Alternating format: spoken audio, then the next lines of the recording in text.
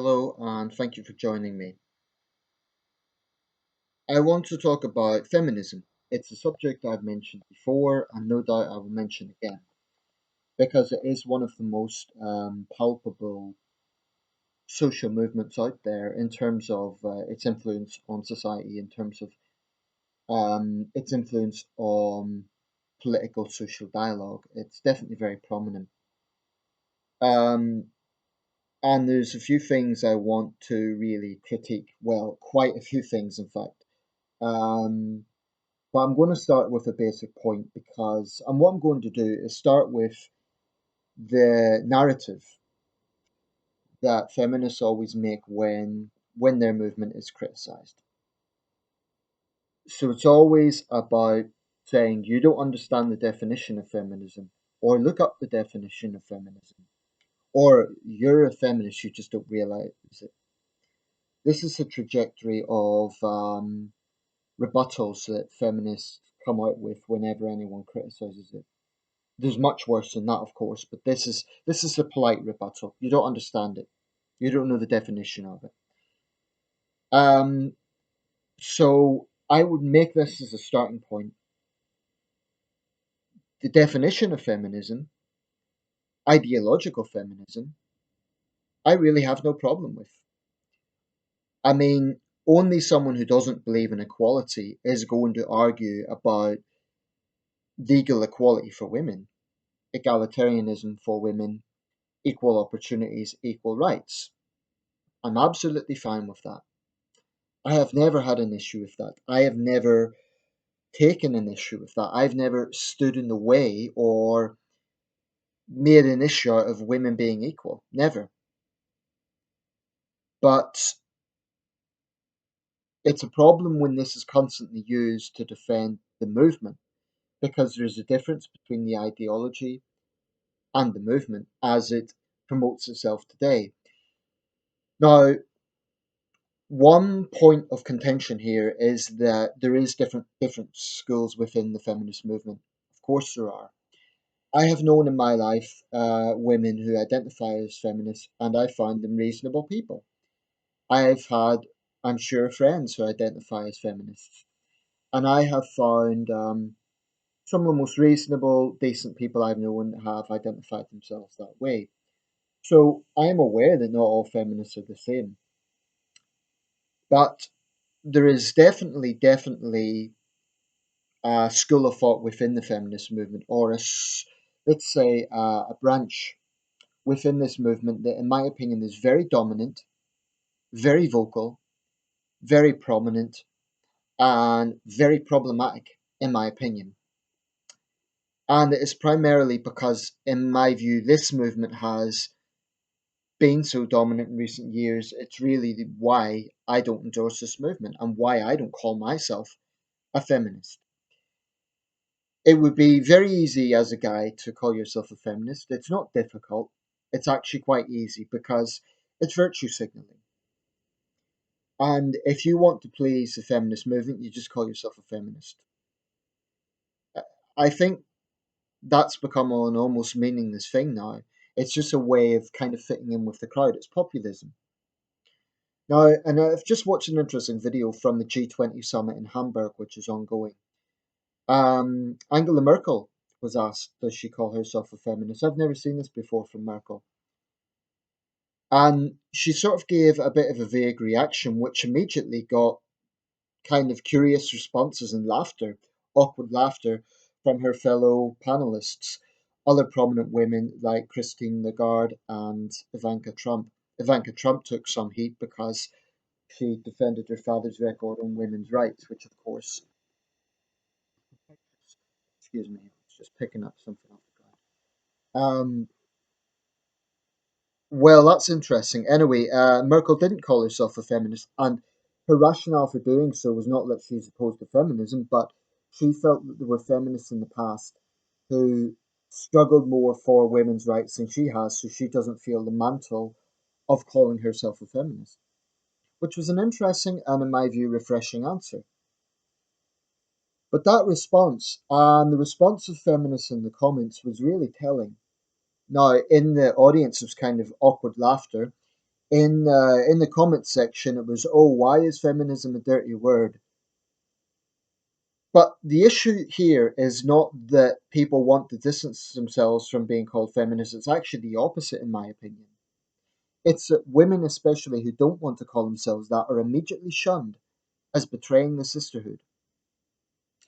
To me, obliging people to call themselves feminists to prove a point, to prove that they care about women's rights, to support women's rights, is as absurd as saying that you have to call yourself a socialist to believe in workers' rights, to believe that workers are treated fairly.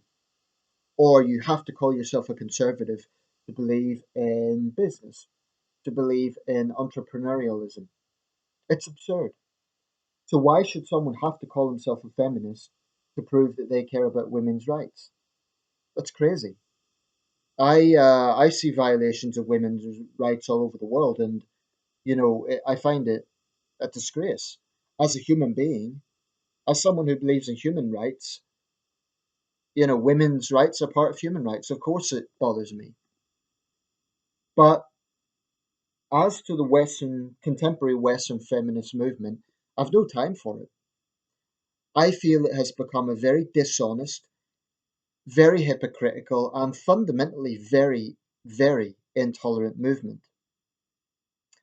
And unfortunately, a large segment of the media continues to pander to it. And when the media panders to something, politicians follow suit. I don't believe it's the other way around. I believe the media guides politicians. So, um, something I'm looking for. That's why I'm looking around, but I'll leave it after the video. So yeah, that's why every single day you cannot escape in the UK. I'm sure it's similar in other Western countries. One article or another about the patriarchy, about women's rights in some way or another. And I'm not talking about women's rights as in Afghan women being stoned to death. I'm talking about women's rights as in spoilt Western feminists complaining about advertisements in the London Underground, about mansplaining, about changing language, university campuses so that it doesn't offend women, about situations that are so petty and so ridiculous. This is what feminism represents today. You see, I really think that original feminism, i.e., the suffragettes, had a very, very sound cause. I believe that second wave feminism, thinking, for instance, of the Dagenham women's strike in the 1960s, because they were genuinely campaigning for equal pay. Today, I think feminism is basically just about male bashing. It's basically just about finding reasons to whinge about how awful things are. And yet, Western women today, their situation isn't perfect, but it certainly is a hell of a lot better than it's ever been. And yet, feminists still find a reason to talk about how awful and wicked the patriarchy is. I could go through all the reasons why this movement, in my opinion, is hypocritical, why it espouses double standards. But what I want to particularly focus on is the intolerance of it. I've mentioned this aspect about forcing people to pigeonhole themselves a certain way, forcing people to label themselves to prove that they really are egalitarians. Um, and then coming out with this constant, "Oh, this is the meaning of feminism," or "You don't understand the meaning of feminism." Um, the same old broken record of narrative. Um, but that intolerance, I think, can be found in other ways. I mean, Sophie Walker of the Women's Equality Party is planning to contest in Shipley in West Yorkshire. And she's planning to stand against Philip Davies. It's becoming a bit of a battle of the sexes because he's a well known men's rights advocate. She's obviously a well known feminist. So, it's a battle of the sexes. I don't particularly care for either of them. Um, I'm not a conservative and I don't like some of Philip Davies' hardline attitudes to welfare issues. But the fact is, he is one of the very few MPs who's willing to speak out on men's issues. Now, Grace Dent had a very condescending piece in the Eye yesterday, and initially I thought the Eye was actually going to show some balance. No, they didn't. They are basically endorsing the Women's Equality Party in everything but name. They've absolutely their coverage of the Women's Equality Party has been 100% positive in a way that they wouldn't do with other political parties. Um, and basically, Grace Dent's whole thing was about attacking Philip Davies. Now, one point she made was that his narrative has been to attack feminism for the problems that men face. Well, I've never said that the problems that men face are the fault of feminism, but what Grace Dent is missing is that feminists do actively stand in the way when men's rights issues are discussed. Case in hand um, is the Birmingham MP, Jess Phillips. She has actively tried to block, for example, International Men's Day being recognised in Parliament. She has literally laughed in the Men's International Men's Day committee when the subject of male suicide was addressed. Now, Grace Dent contended that mothers and sisters and wives out there, are impacted by things that affect men, and that's a good point. But the issue is that feminism isn't just about pushing for women's rights; it's about downplaying men's issues. Many feminists do that. Not everyone, but when they say, for example, when they laugh at male tears, when they say men can't complain because men have all the power, firstly, that's not true. Some of the most powerful positions in this country are held by women, but it's divisive. Um, and it's a toxic combination of combining a victimhood mindset with an intolerance of shouting down anyone who doesn't agree with you. If you think I'm exaggerating, you just have to look at a program like Question Time, or during the last general election, the BBC had an event called Free Speech. It got criticised for perceived left wing bias, which they denied. But you get someone questioning feminism on a program like that, inevitably they're going to be booed or heckled, shouted down. So the point I would make is feminists contend that they're the underdogs. That it's this constant battle against the patriarchy, but they're the ones who get a free ride by the media. The likes of Sophie Walker never ever really gets put on the spot. Yet Philip Davies does. I take the view they both should be. It's not a case that I think Philip Davies should get a free ride, but why is Sophie Walker getting a free ride? Why? Um, and Yeah, I do feel as a man it's very, very, very difficult to question feminism because they will immediately get on the defensive and say, "Oh, but that means that you're against equality. That means that you have a problem with women in power." Not at all. I voted for women. I've had female bosses. I've worked with women. It absolutely doesn't bother me at all. What does bother me is double standards. What does bother me is, for instance, when a woman escapes a custodial sentence solely because she is a woman. Now, feminists are never going to campaign on that. They say they're about equality, but they're never going to campaign for equal sentencing. Um, and it's just a sort of the infuriating, obnoxious idea that if you don't support us, you're a sexist pig. And that's the epitome of intolerance. And I hate it. I don't hate them because, like I say, I believe that individually there are decent feminists out there. And I am not against the idea of feminism. It's today's movement I find so insufferable, so obnoxious, so intolerant, and just so it's like the Mean Girls Club. Imagine like a high school situation when you have the popular girls bullying the unpopular girl. That's what feminism is.